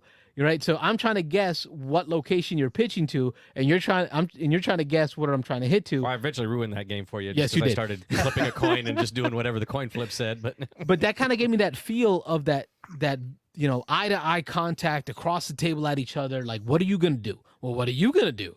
Are you gonna go fast? Am I gonna go fast? So it really gave me that fun, visceral, back and forth, knife in a phone booth, knife fight in a phone booth yeah. kind of feeling. I really enjoyed that. Aesthetics, componentry from PSC Games, it's still good, right? So their tokens are thick, thickish. I don't know if that's a word. They're thickish. They're glossy. I'd like to see linen finish. Yeah. So these are all very serviceable, Yeah, but they're serviceable. not poor. Yeah. The airplanes are great. They're cool. all made out of wood. Little wooden. Airplane meeples. Oh, I'm worried about the props coming off. Air, By the way, this is air pulls. airpulls. Airpoles. It's set in World War I, by the way. Let me say that. Set in World War I for anyone who didn't catch that. But the meeples are all great, and you get a different color airplane for every one. It's got cubes. And it does have It has cubes. There's a little handful of cubes over there. The damage is counted by cubes. Gets me excited. Mhm. Yeah. So overall, aesthetically, the game is good. Okay. Not great. Good. It comes with cool screen printed bags. Everybody gets a bag. I think every single one of these PSC games, the bag is the same size. And if you've got a paw or a maw, it's Yeah. hard to get your hand in there, right? To get the tokens out of it. So that's the one thing about these bags that could be Yeah. better. Well, you have small Not hands. bad for my little hands, Yeah, but you yeah. got little baby hands. Yeah. Well. My sausage fingers are struggling. Baby doll hands. So that's the aesthetics, and the box size is backpack. I mean, this Yeah, is great. it's This not is bad. like throw in your backpack, take it anywhere, play it anywhere in 10, 15 minutes. Negatives, it's 10 or 15 minutes long. It's the same reason I gave it the positives. This is not going to be your deep, visceral thinking war game at all. It's just not going to be that for you. But not every game needs to be that. Because if we're at, I don't know, the Riverwalk for the Christmas parade, if we're at the beach with the kids, Robert and I do a lot of stuff with our families. This is the kind of game that we can pull out and know we can get a few games in while the kids are doing the thing and have some fun, throw down some beers, and enjoy ourselves. Right. So it is a negative because it's fast, but that just depends on what you're looking for, folks. So in summary, when it comes to Dogfight, Robert, you haven't played it yet. Nope. We usually go with buy, try, or deny. It's like a $20-ish box set, right? I'm in. At that cost, yeah. It's hard to say no, huh? Yeah, it's between 20 and 30 bucks. Okay. For a 15-minute game, and I packed it for church I took it with me, so it was not beer and pretzels at church. It was There's at my water church. and wine and Oh, the Catholic biscuits. Church we can have wine, wine and biscuits. but We have beer. We have beer at my parish. Oh, Yeah, there you go. I packed it with. I folded the board and I put everything else in the bags, all the chits for 2 planes worth in the bags, and I was able to throw it in my backpack with my Bible and take it with me anywhere. Okay. So just pack a couple planes in that. It is so serviceable for all those reasons. I call this game a buy. Bye. A buy. So we'll look forward to Robert's Yeah, we'll have to review play it so we can review it. Yeah, once we we'll get talk some about it. games Yeah. in. But with Robert, we need to go deeper because I know you love Yeah. complexity. We're going to have to get into the advanced airplanes. Sure. We're going to have to get into the advanced scenarios and the back side of the board. I don't even think I mentioned this. I'm down. The back side of the board has a different setup, a different layout. It has 3 different colors instead of, 4 different colors, 5 different colors instead of the 3 on the front. It adds an ocean area with some clouds, so it changes the line of sight. You have to kind of be a little closer to be able to fire in. So when you're over the ocean, there's a green spaces that you can only fire on green spaces, and then the brown space is able to fire. You're doing loop-de-loops, and then for special missions, they have this blue track that takes you off the board if you need to fly off the board to land a plane. So it gets a little more complex when you flip the board over. Very cool game, very light price, very light rule set, but unfortunately, not Paolo Mori. Yeah, different designer. That's my man. I really had thought that Paolo was going to be handling this. Does this feel like the Palomori stuff, though, or not really? It doesn't sound like it, really. It doesn't feel, because it's not area control. Yeah. It is a chasing. It's a chit pulling chasing game. Okay. And it's fun. Like my wife and I played 3 right before you got here, Mhm. and there were moments where I'm like, okay, I'm definitely gonna get her. I got it. And then she would play like a 1 speed, and I go flying right by her, and then she's like laying in me with 3 shots, blaka blaka blaka blaka, and I'm like, oh great, this is over. So then I'm like, okay, how do I lose her? Right. So you get those emotions of like I'm now in front of her. How do I lose her? So I'm trying to figure out how to do a loop de loop, and what chits are available, and you can see what I played, and you can see on my card what my distribution is, so you can kind of card count a little bit to know what I have, what the odds are. Start eliminating. Yeah. Right. So it gets real. That gets a little brain burning. Okay. So I think you'll enjoy that piece. Yeah, for sure. So there's my. I think give it the made my beans. list. Yeah. I love little short games like that you can play. I'm eating a sandwich and we're pulling shits out of the bag. Yep. This is the kind of game that I'm thinking is good for the Hurricon, the Recons, as Bring a it. demo table for folks who are getting into the wargaming hobby. Right. Yeah. Give them that flavor of a war game. Right. We can do World War II. We can do World War II. We can do Romans. Age. We can do World War I dogfighting. All of it in less than half hour to 45 minutes with a light rule You have set. to expand your concept of what you think a war game is and what a war game really is. And Osprey Games so really light. changed Oh, the they game did a with great job. Undaunted. That Undaunted series by Osprey Games, I mean, that blew my mind in what a war game can be. Mhm. So there you go, folks. That is my idea, my thoughts on what a war game can look like for you at home if you're looking to introduce yourself into the wargaming world. Dogfight. And don't forget, this is a call-in show. The phone lines are still open, 813-618-7099. I know we have a guest on, and y'all want to hear from the guest, but we love taking your calls. Hey, Ron mentioned X-Wing and TIE Fighter. We do have guys that come and bring X-Wing. I mean, almost any game shows up on our tables at this show. Yeah, we did our turn of X-Wing there for a while. Carlos and I played competitively for a couple of years, so that was one near and dear to our hearts for a while. Mm-hmm. Ron, that sounds like a great idea. I should bust out the laser cutter and make my own version. TIE fighters and X-Wings in dogfight. Yeah. I can cut out little Star Wars meeples, and then when the mouse shows up at my house, I'll be in trouble. Oh, yeah, of course. Yeah. Just up the road. Rob, what do you got going on gaming-wise? Oh, not much recently. I know I borrowed Jaws of the Lion. We got to get that kicked off with my daughter, Emmy. We've been talking about that for about a week now. Every night I keep bugging her.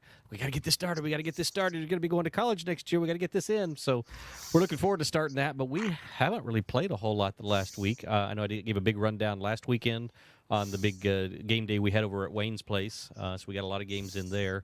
But I don't know that I've actually played anything in the last week other than a BGA. I've been playing it up on BGA. I've got about 15 games going at any particular time on there. But yeah, that's been pretty much it. I don't think I played anything at home. Dominic, anything played recently this week or so, or this past couple weeks? I've been playing lately a game called 7 Days at River Rhine, which I kind of like because I like 15 millimeter gaming. I mentioned 1-page rules. That's all 15 millimeter.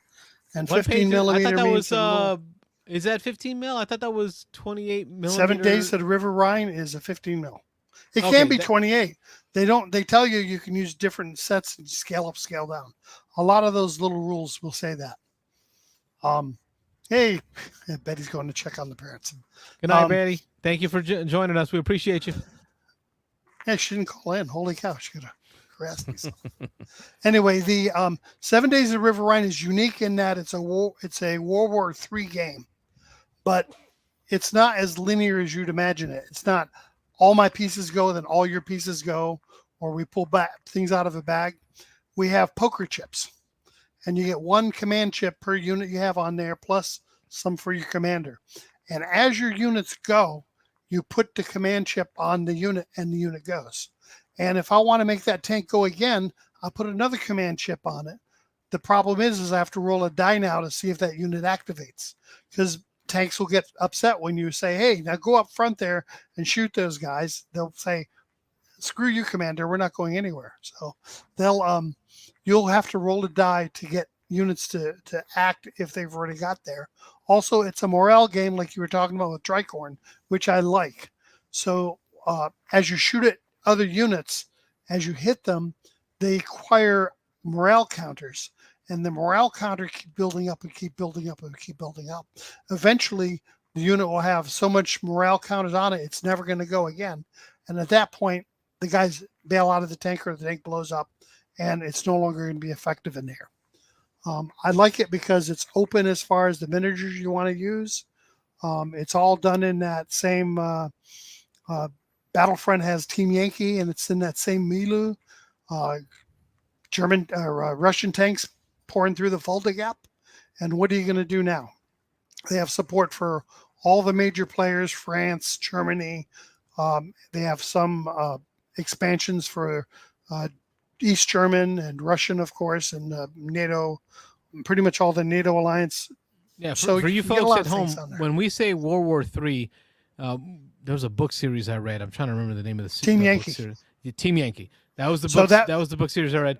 And think about the 80s, right? Like late 80s, Yes. early 90s. Imagine if the Cold War did not go well and NATO had to fight Germany in modern warfare. We're talking Abrams tanks Right. versus their modern tanks, using our helicopters versus their Tchaikovskys, right? It's such a cool setting because it's so much more modern than World War II. You're talking javelin missiles, and it's so cool to think about. Okay, I say cool. RPG sevens. Yeah, Because I'm sure in yeah. Ukraine they're pretty probably not thinking horrifying. it's cool right now. Yeah, we don't, you know, you get to a point where you're crossing a line, and it's. See, but you're if it talking wasn't for about the hot Ukraine wars. war, if it wasn't for the war in Ukraine, it would all still be like fiction because it never really happened. Like watching modern day tanks fight against modern day tanks, The we four would have never had generations that, of, yeah. right? Yeah, Until this it's- Ukrainian war. But then you notice here that what's happening. Well, that's I've been playing the pot war stuff anyway.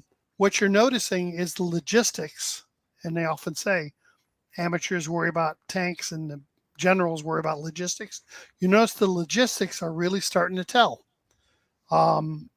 There was a story in the paper, not to get political, about Russia having a visit to North Korea to buy ammunition.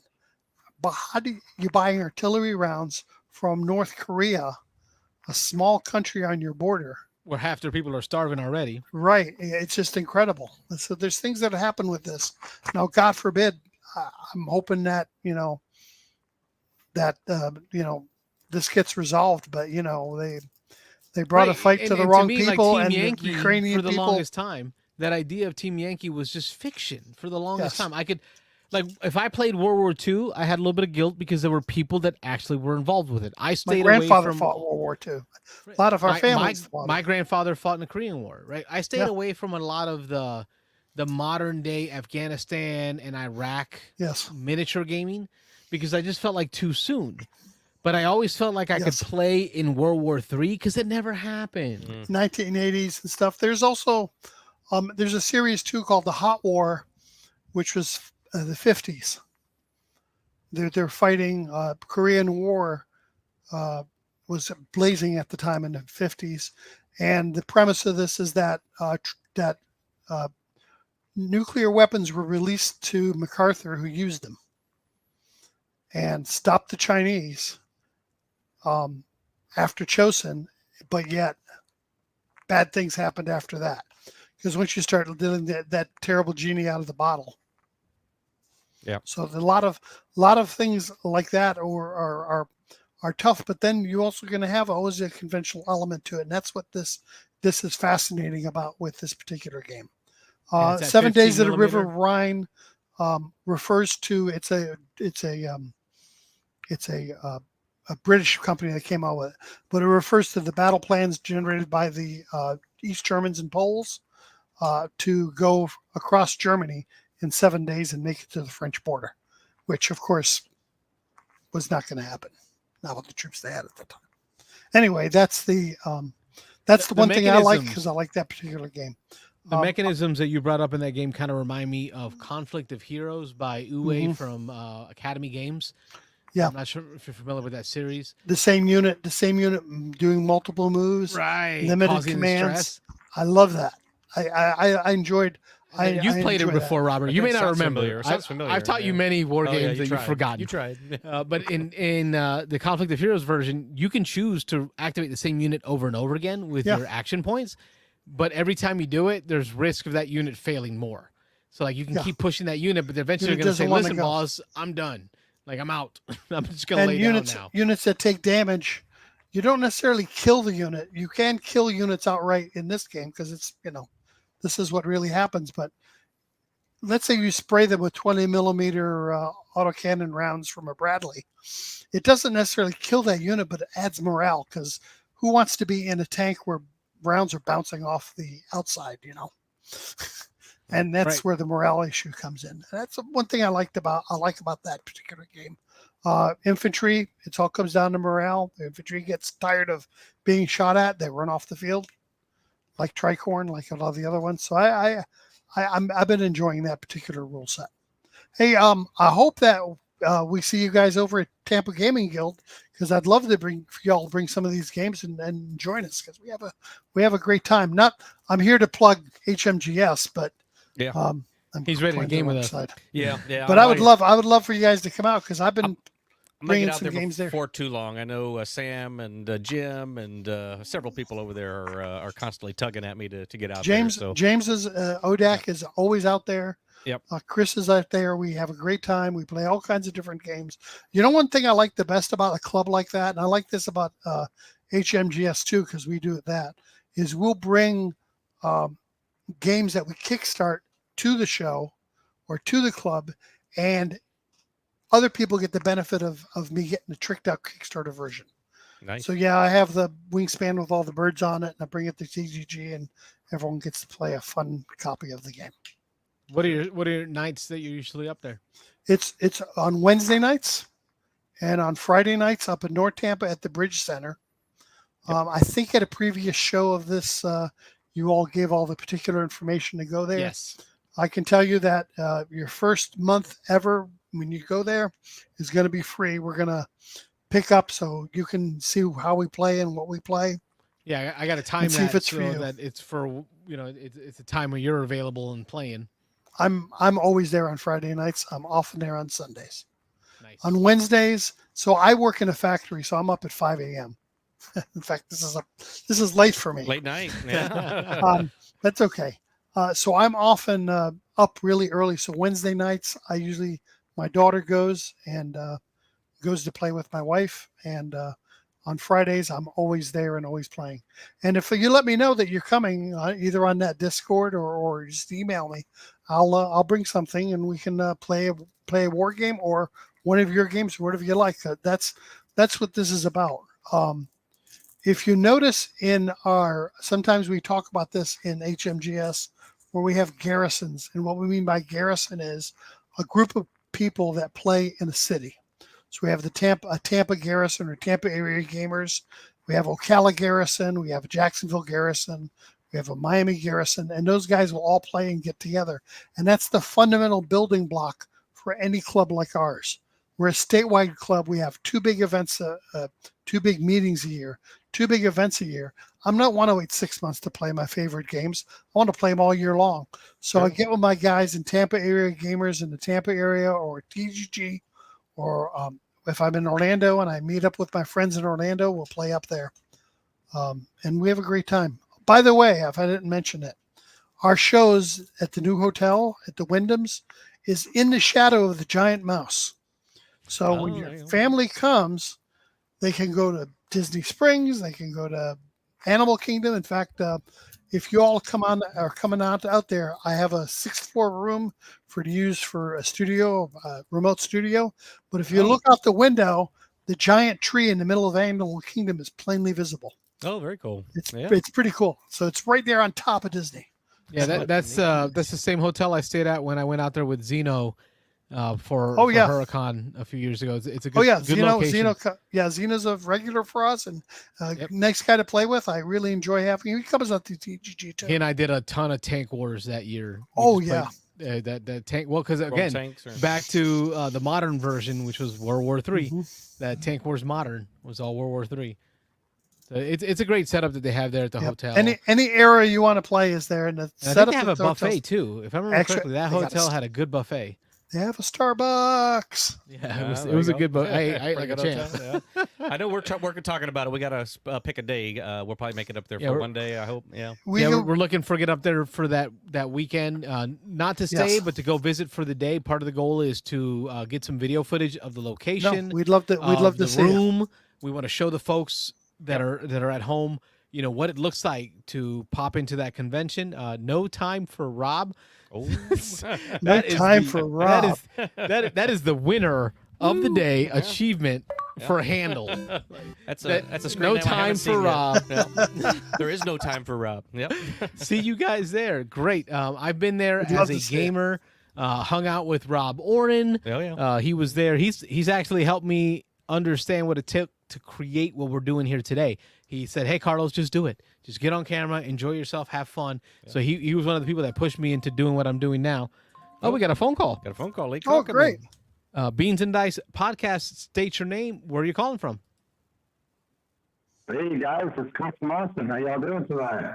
Oh, our man, Chris from Austin. How are you? We are well. Doing very well. It's been a while, so I thought I'd drop a line. I think we've only had Ron calling tonight. Only one person, one other caller. Yeah. You make it a multiple call-in show tonight. That's what I was trying to do. That was my goal for tonight. Oh, good. We appreciate that. What's going on? All right, so I've got something I wanted to bring up tonight. I've been thinking about this topic: value in gaming. How do you determine the value of the games that you own? Like, what are some factors? Like, for instance, I'll give an example. You buy a game for $60, you play it 3 times. The value of that game is $20 per play at that point. The more you play the game, the more percent value you get from that game because you're playing it more, right? You're getting more value out of the game. Yep. Then there's also value in component quality, value in experience. So those are some thoughts on the subject. What do you guys think of that? It's very timely, Chris, because in our Discord this week, we've had a lot of chatter about the term production value. And apparently my English is not very good looking. Yeah, not so much. Foundations of Rome versus Flamecraft. My misunderstanding of the term, of the technical term production value. See, hold on. I love Flamecraft's play. It's so nice, but it's what do you do with cards? What happened with the Dice Tower was the Dice Tower gave the production value award to Foundations of Rome over holy Flamecraft. Cow, beautiful game. Right, and I understood it. Yeah. I misunderstood production value to mean dollars spent for what you got, and I thought Flamecraft had the best value out of that group because Foundations of Rome is amazing, but it's $250. and how many 200 times on are you going to average. play? How many times you're going to play that? But for gaming like I do, I was talking about tonight with miniature gaming. So I'm getting a miniature like this that comes in pieces. I'm going to glue it together. I'm going to paint it. I'm going to paint it again. I'm going to put in green stuff and unpaint it and paint it. So 90% of my time is spent painting and enjoying painting and assembling the miniature, the modeling, and the gameplay is less. So to me, the value in that is what I like to do in my evenings. I like to quietly sit here and listen to some tunes on Spotify and just paint my little guys and enjoy that kind of part of the hobby. That's value to me in terms of the game. Flamecraft, I love Flamecraft because the little cartoons and everything on there, I just, It's cute. I'm comfortable with saying how cute it is and going, "Yee! Oh, that dragon's so cute." That's part of the fun of the game. And so, See, I get I'm a lot with of Dominic. enjoyment out of it. There's an aspect there of Dominic that I appreciate what he talked about. I buy the models and I bring them home and I love assembling them. But God, I hate painting them. Yeah, me too. So then I don't paint pile. them. So they sit in this box unplayed for months. And then eventually I'm like, I'm never going to play this. Box so I of shame. pack it back up and it goes in the garage to never be seen again. So the value was in the feelings that I got from the game. So the majority of the value I got out of that was the purchase of it, endorphins. The assembly, I like assembling models. I remember as a I do kid too. assembling like cars and helicopters, right? The smell of that plastic glue is in the morning. And then the reading of the rules, the online forums, the listening of podcasts that go along with it for strategies, tactics, and list building. All that time spent is where I got the majority of my enjoyment out of that, and then the game just kind of gets put away. Even though you never play the game, yeah. And it works that way for But- board games too. Did you enjoy your Yes. purchase? Every month. Bang. There's your thing. Now I have a pile of shame that includes 1991 era Imperial Guards for Warhammer. So, and I still have some leads, Ralpartha leads that have never been painted. So, Because Chris, you asked about like years and years back. You tried to quantify it by saying plays, price divided by plays. Yeah, it's play not that. per. It's not that clear cut. No, it's not. I was thinking about that. Since Carlos was out, there's too, like hours spent on that game. Like if the game takes you 3 hours, that's the value that you're getting out of that game. When you play it multiple times, you're getting 3 hours each time. So it could be time spent enjoying the game, or it could be number of plays. And so just, lots of ways to really quantify value if you were going to quantify it. Right. And for me, it's more than just the exact play or playtime, because I like reading strategy articles, finding people talking about the game. I will watch if I bought a new game, which I did, Dogfight, I found every video I can find on that game, and I watched it on YouTube just to get everyone else's opinions on it. That's all time that I need to add into the enjoyment of the game that I wouldn't have spent if I didn't own the game. Sure. And that's clearly different for different That's people, true. because I know just you and I were the opposite of that when it came to playing X-Wing. So we did competitive X-Wing for a couple of years. We traveled up and down the East Coast, and we had a great time with that. But Carlos and I were opposite. Carlos enjoyed the time away from the table more, I think, than the game itself. He liked building the lists. He liked, trying to break the meta, find something different than everybody else was doing. He liked, doing the research, watching the videos, all that kind of stuff. I could care less about that. I actually had Carlos build my lists for me. I'd be like, you know what? I want to play with these kind of ships this week. Go ahead and, spend all week, Carlos, putting something together for me, and then bring it to the tournament for me, and I'll play it. And, we had varying degrees of success. He did really well sometimes. I did really well sometimes. But I did not enjoy any of that part of it. I did not enjoy building the list, having to think about it outside of the game. I enjoyed the competitive aspect, sitting across from somebody, trying to outthink my opponent, trying to do things that they didn't expect. And so that's where I found, that's probably why I like games that are a little more complex. Even though I don't like to study them, I like to try to outthink the people that I'm playing with. And so that's the enjoyment I get out of it, is that back and forth. So just to touch on on value in general, this comes up fairly regularly for us as I'll call us content creators, but this just came up at the game day. I believe it when I played with Wayne and Sam and Michelle this last weekend. I think it was Sam who had asked about. She was talking about some game that she's played a bunch lately, and she talked about how as she plays it more times, she's learning more about the strategy and really kind of learning the ins and outs of the games. And she asked me about what games I like to get into and how what I get deep into. And I told her, I said, I feel pressure, even though we're not doing this. Carlos and I aren't doing this for any money. We're not doing it for a living. This is just a complete hobby for us, this show and what we're doing here.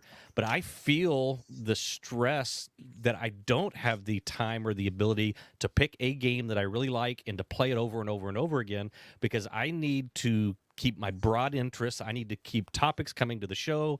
I feel the need to play some of the new hot stuff. I feel the need to jump around. And I'd say the last 4 or 5 years, I haven't really ever been able to play a game. If I play a game twice, maybe 3 times in a year, other than the super light ones that you're just going to reset and play over and over, but any game with any kind of meat to it, anything that's more than a couple hours, if I play it once or twice a year, that's a lot.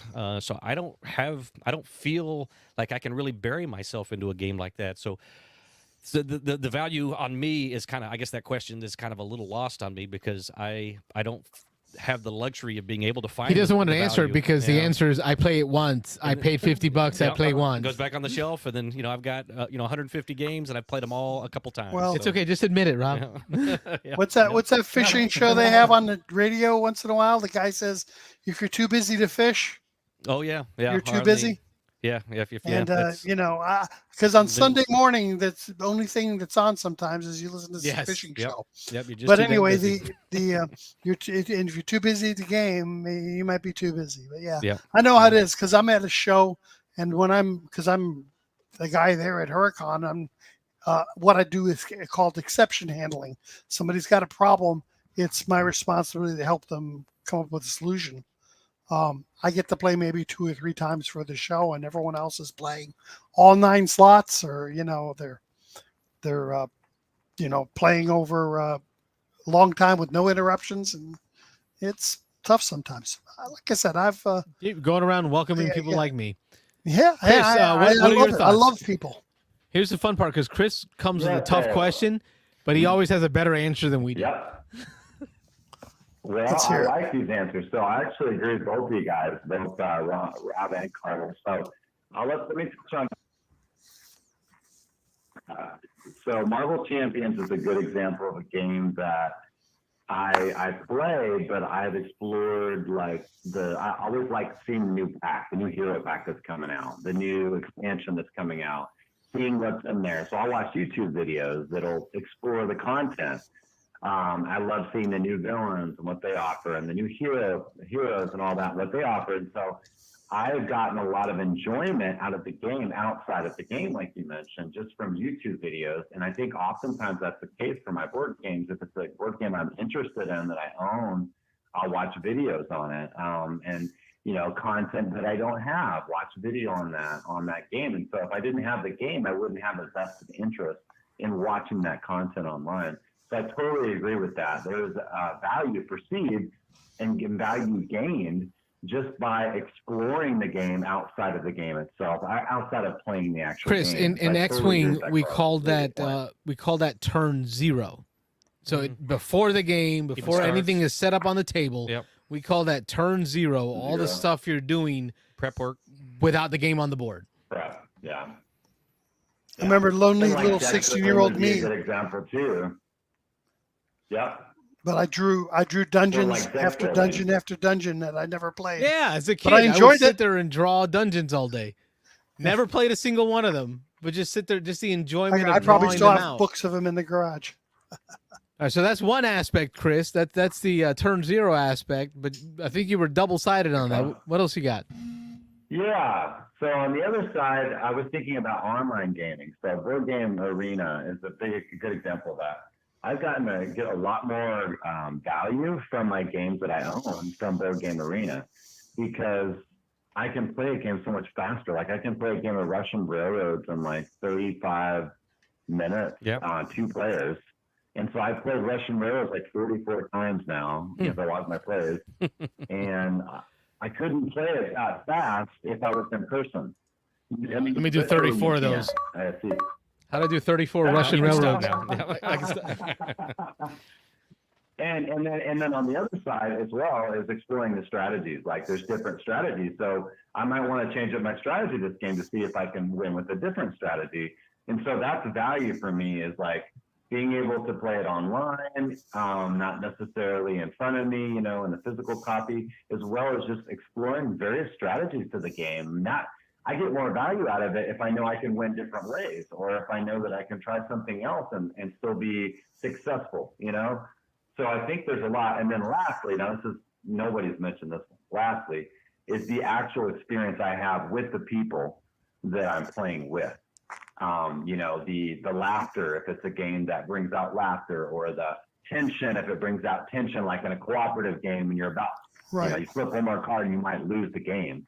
That tension that you get around the table, that enjoyment with one another, like cooperative games. I know you're not big on cooperative games sometimes, Carlos, because of that alpha gaming. That's because I play with Robert.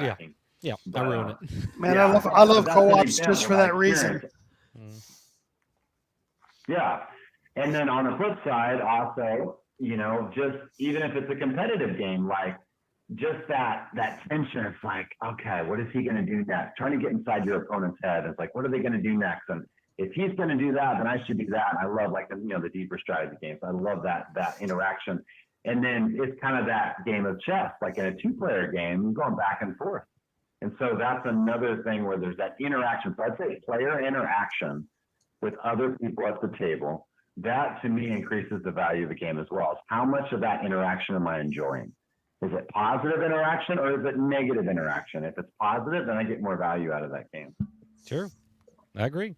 Yeah, because there have been games where I felt like I didn't do anything with the people. It didn't elicit conversation, or like you talked about, laughter at minimum, us joking with each other. And then we kind of tally up our scores, and then we're like, okay, that was a good game. But it wasn't great. It wasn't great. Yeah. Yeah. That's cool. Good call out, my That's friend. different for everyone. We all have different perceptions. Oh yeah, yeah. It's just different personalities, different styles. It's different people are going to get different things out of just about anything. So. Yeah. Well, thank you guys. That was great feedback. I appreciate the call. You made it a call-in show. The multi-call. You understood the assignment. Woohoo! We will catch you Don't be a stranger. on the next one. Thanks, Chris. Thanks, Chris. Yeah. Sounds good, guys. Good night. Have a good night. Good night. You too. Bye-bye. All right, Dominic, that gets us to the end of the hour, to 2 hours of the show. You made it all the way. All 2 we weren't hours. sure if you were going to stick around with us. Oh no, I my favorite hobby. I love talking about games. Staying up late tonight. Well, my other hobby is drinking get my stay booze. late. So, Rob, do you think? let's Yeah. give our reviews. Okay, what do you think of the? Robert brought with us some Mountain Dews, Mountain Dew, hard Mountain Dews. Tonight, we got some new flavors in. Y'all have seen us have these before. I had the Baja Blast pineapple. What'd you have, Mine Robert? was the mango. I tried the mango. This is The the first mango? mango I've had. Yeah. What was that joke you said? Can I Dominic? have the mango? Have the mango? Who goes first? The mango first? The mango first. That was hilarious. Baja Blast is probably one of my favorite flavors out of the sugar-free Mountain Dew versions. Sure. Yeah. The pineapple's pretty good. You like the pineapple? It's good. This mango was good. It's not too. It's not Overwhelming. Yes, Yeah, overwhelming. okay, yeah, I have a feeling if we swapped mango and pineapple, we probably wouldn't think they're too different. Probably not. Because Yeah. it doesn't taste very pineapple-y. Yeah, this Is that a had just word? this was just a hint of mango, but it was Yes. good. Yeah, It's still because I guess the lime in these, the lime in the Baja, because Baja is mainly lime. lime in the coconut. The lime in the coconut. It's hard Mountain Dew though you're drinking. It is, yeah. Hard Mountain Dew. They've got these. This is the. I hadn't seen these until just yesterday. I was in there. I bought a couple of the 12 packs of the 4 basic flavors they had, and they just came out with these 4 new ones. So there's pineapple, mango. They've got a punch, and then I think a Baja Blast is the other one that's in this one. But yeah, And they're all zero sugar. 0 sugar. There are calories in it because it's got malt. It's a malt beverage. Oh yeah. It's 5% alcohol. Yeah. So it's 21 and up only, and no caffeine. That was a surprise to me. I thought I was drinking these for the caffeine and the alcohol. Because you can't mix caffeine and alcohol in a beverage anymore. Oh, Four really? Loko. Remember, yeah. Four Loko used to have guarine and Yes. caffeine Yeah. and Remember all alcohol, that. and people were going nuts drinking that stuff. They were getting drunk and up all night. So, Okay. yeah. Oh man, that's why. You can't combine them anymore. So you do what we did in Miami. You have a little bit of some rum, and then you drink some shots of espresso all night. Do your own mix. All night Yeah. place. Yeah. That sounds You like go Ybor Four City. Loko that way. Yeah. Yeah, your own Four Loko. I would say, I'm not going to say it's better than the original flavor series. It's different. I like So this mango if- one better. You like it better? Yeah, I think so. I'll have to try that one Yeah. too later. Mango is good. Yeah.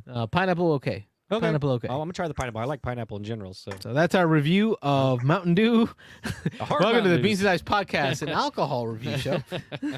The hard Mountain Dew with zero sugar, which is important for us older guys. Oh yeah.